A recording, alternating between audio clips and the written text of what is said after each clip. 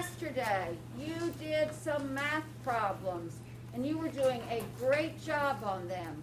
We all did the same problems. Today I'm giving each of you a sheet of problems, but you'll have different problems.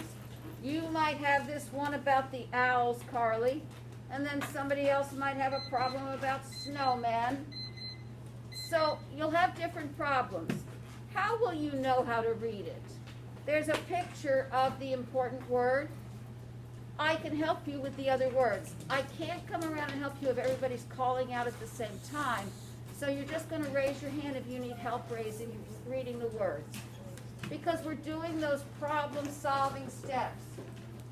Read and think. You read the problem and you think. So you're going to cut out your problem, glue it at the top of the next page in your math notebook. So you've got your problem up there. You've glued it in. Here's your problem. The next step is to write that number sentence. So you're going to have a number plus a number, it equals, and then you have that box, because that's what you're trying to find out. Then you solve the problem. Down here you write a sentence for your answer. So you're going to have to think about the sentence on your own. The question will give you what you need to know. Then you can often use the question to help you write that answer. If I say to you,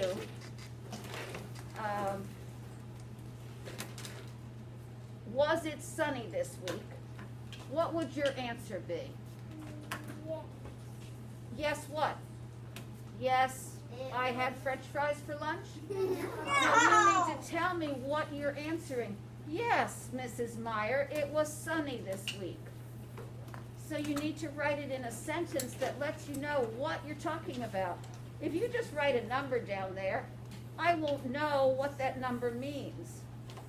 So if your story is about owls, the question is how many owls are in the tree.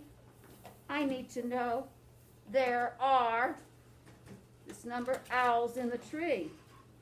If your first problem is about children building snowmen, the question is how many snowmen are in the park. There are blank snowmen in the park. Well, where will you find those words, snowmen and park? Right there in the question. You're going to copy it from that. Or your first problem might be about snakes. How many snakes were on the rock? There were blank snakes on the rock. So your answer is writing the words from the question as an answer.